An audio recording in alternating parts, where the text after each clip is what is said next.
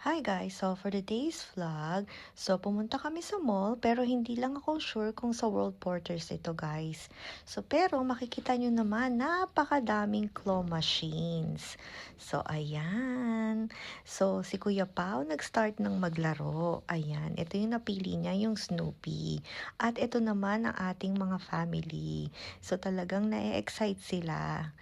Ayan si Kuya Aldrin. Gusto niyang kunin ito para kay Ate Iya. Ayan. Tingnan natin kung makukuha ni Kuya Aldrin. Syempre, hindi. Dahil mabigat siya, guys. At si G-Style naman, magta-try nitong Pokemon.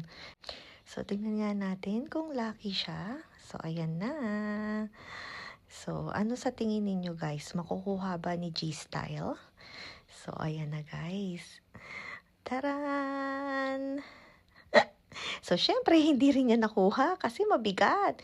Ayan si Kuya Aldrin at si Ate Iya, nag-try. At ang ating buong family, si G-Style, si Kuya Lester, at si Kuya Jiro.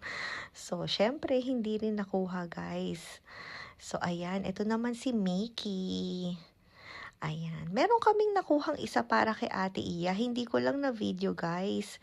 Pero ayan, thank you guys for watching. See you guys next time. Bye!